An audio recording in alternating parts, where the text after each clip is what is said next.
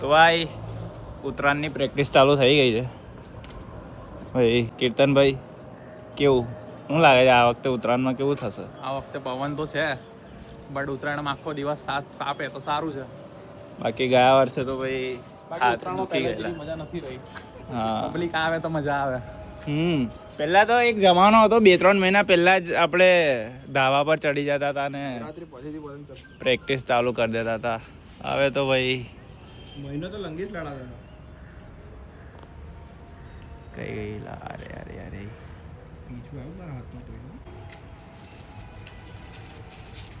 સુમિત આવું કરે છે. હવે આપણે કિન્નાર બાંધી રહ્યા છે હમણાં. તો તમે એક ટ્રીક છે, પતંગ તમે ચગાવો ને તો આમ ગોલ ગોલ ગોલ ગોલ બહુ ફરે. અમુક પતંગ તમે જોઈ હશે કે બહુ જ ગોલ ગોલ ફરે. તો ઉપર છે ને ઉપર અહીંયા ઉપરના કિન્નામાં 4 ગાંઠ મારવાની. અચ્છા. નીચેમાં 3 કાં તો 2 મારવાની. ઠીક હે, બેલેન્સ સમજ ગયા. એવું છે ને. આપ જો તમે નજીક આવો થોડું. બધા અલગ અલગ સ્ટાઇલ છે. અમુક લોકો થોડુંક 1 સેન્ટીમીટર કેટલું 1 ઇંચ કહેવાય ને કે 1 સેન્ટીમીટર કહેવાય ઇંચ 1 ઇંચ આટલું છોડે ને 1 ઇંચ નીચેથી આટલું છોડું. પણ આપણી સ્ટાઇલ થોડી અલગ છે.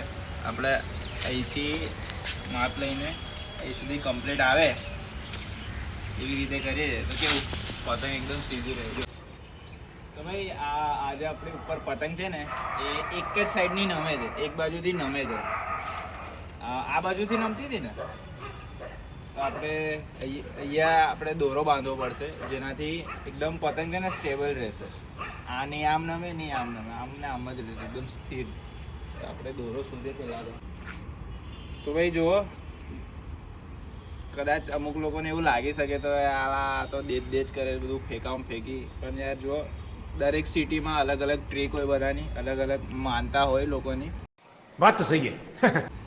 તો અમારા વડોદરામાં અમુક જગ્યાએ તો ભાઈ આવું જ, મેં તો ભાઈ નાનપણથી આવું જ શીખ્યો છું કે ભાઈ આવું બધું ટ્રીક જે મેં તમને કીધી हमारे यहाँ ऐसा ही होता તો है. મહેરબાની કરીને કમેન્ટમાં પોતાનું જ્ઞાન આપવા ના આવતા કે ભાઈ ના આવે આવું હોય તેવું હોય.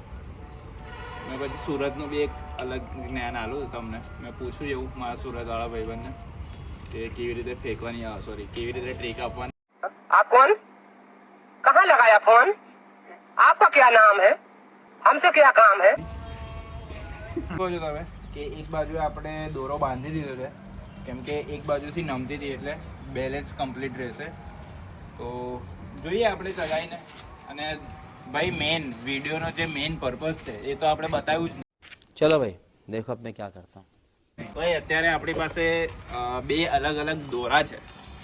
તો અત્યાર સુધી છે ને સ્પેશિયલી વડોદરાની વાત કરું ને, લાઈક ગુજરાતમાં તો એવો જ ટ્રેન્ડ ચાલી રહ્યો છે, પહેલેથી એવો જ ચાલતો આવ્યો છે કે દોરા આપણે સૂતાઈએ, ઘસાઈએ, કે આપણે દોરી ઘસાવા માટે હાલતા હોઈએ છીએ બહાર.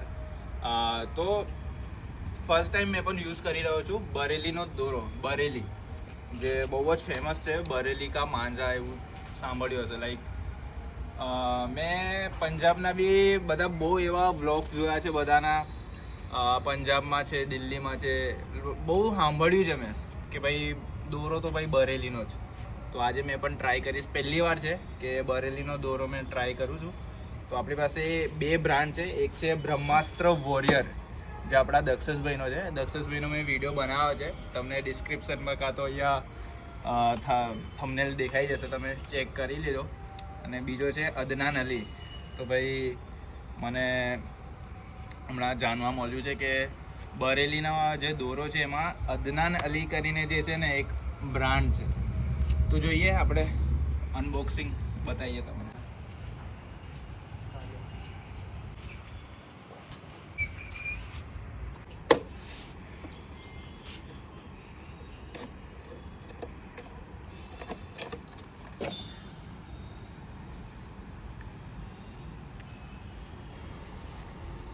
તો ભાઈ જેને કોન્ટેક્ટ કરવો એ કરી શકે છે, ફ્રીમાં પ્રમોશન કરીએ આપણે.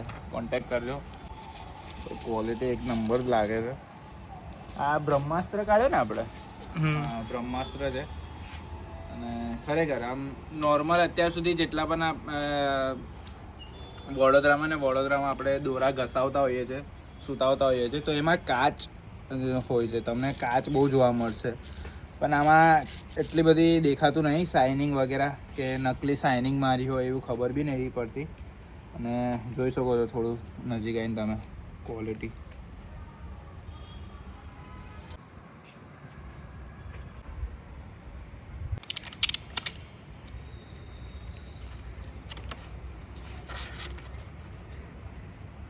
તો ભાઈ આમાં તો કશું કોન્ટેક્ટ ડિટેલ્સ કે કશું નાલા લખ્યું, એટલે કોન્ટેક્ટ નંબર લખ્યું. સોરી ભાઈ, પ્રમોશન તો ભાઈ કોઈ છોડતું જ નહીં પ્રમોશન પોતાનું કરવામાં.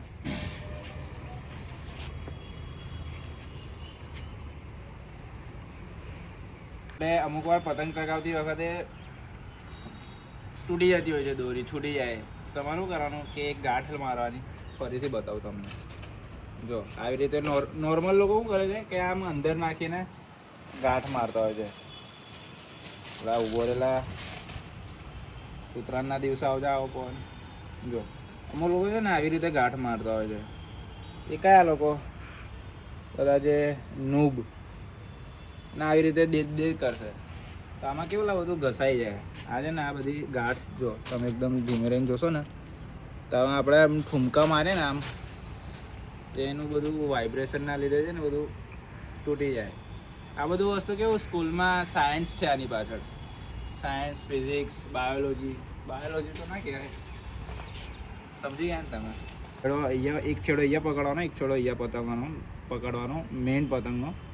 અને આમ થોડુંક અહીંયા આમ સહેલાઈથી આમ થોડું દૂર લઈ જઈને આમ ગાંઠ મારવાની. એક બે 3 ગાંઠ ઇનફ છે, પણ આપણે 2 મારી રહ્યા છે અને પછી જવા દેવાનું. તમે યુટ્યુબ પર છે ને પતંગના વિડીયો જોશો ને, જો ટ્રીક નંબર 10મી 15મી છાપ મારવાની કોઈ દિવસ ભૂલવાનું નહીં. બાકી અમુક પતંગ ખબર એકદમ નીચે ફ્લેટ થઈને નીચે પડી જાય છે, તેના માટે છાપ મારવી બહુ જરૂરી હોય છે. પંજાબમાં એ પતંગ ચગાવવાની અલગ જ સ્ટાઇલ હોય છે. એ લોકો શું કરશે, ઢાલ હશે ને મોટો ચાપટ કે નાની પતંગ કોઈ બી હશે તો એને છે ને પહેલાં આમ નાખશે આમ ને પછી ચગાવશે. પણ આપણી દેશી સ્ટાઇલ, આપણી ગુજરાતી સ્ટાઇલ આવી છે કે આવી છે કે આમ પેલા નીચે જવા દેવાનો પછી આમ ચગાવવાનો. જો કેટલું ઇઝી પડે.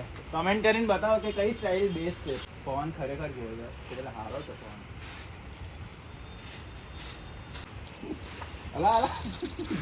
ફાટી ગયો.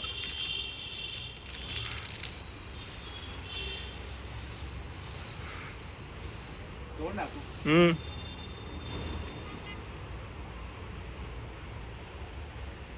તો ફાઇનલ ટ્રીક હતી આ ના. ટ્રીક તો ભાઈ સોલિડ હતી. મેં જેટલી બી ટ્રીક બતાવી. પતંગ હવે ગયા વર્ષની તમે લઈ આવ્યા તો શું કરવાનું? જનાનલીનો દોરો હતો ને ક્વોલિટી સારી લાગી. તમારે કઈ ટ્રીક આલી હોય કિન્નર બાંધવા માટે? અમુક લોકો ખબર છે અહીંયા મારે, પણ અહીંયા નહીં મારવાનું. અહીંયા કાં તો અહીંયા કાં તો અહીંયા ઉપર જ મારવાનું. હા, કેમ કે અમુક લોકો હોય છે, મેં જોયા છે યાર મારી જીવનમાં બધા મિત્રો.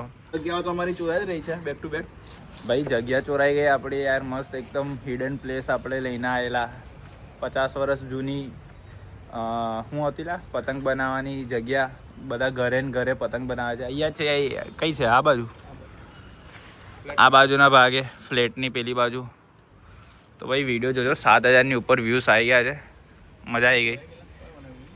બીજા પહોંચી ગયા છે 3-4 જણ આપણા જ વિડીયો જોઈને જતા રહ્યા છે. એડ્રેસ નાખવાનું બંધ કરવો પડશે. એડ્રેસ નાખવાનું બંધ કરી દેવું પડશે, નહીં તો પછી આવું થશે. પણ એડ્રેસ નહીં નાખે તો પબ્લિક ગાડી કરી નાખશે.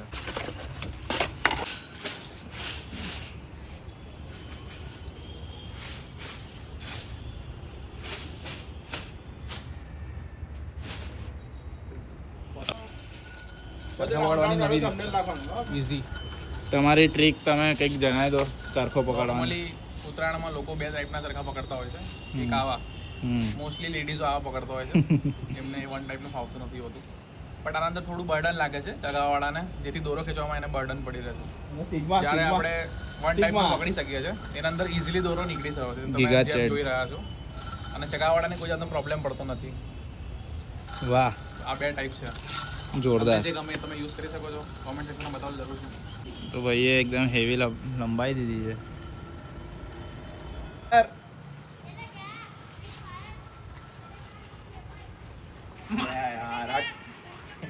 હું તો માચીસ એલા બધી પતંગો ગયેલી છે લા. કા હુઆ ફટ ગઈ ભાઈ. બિચારા નાના છોકરાઓ યાર તમારી પતંગ કાપી જાય છે. ક્યા હુઆ ક્યા દિક્કત હે? क्यों नहीं बोल रहे हो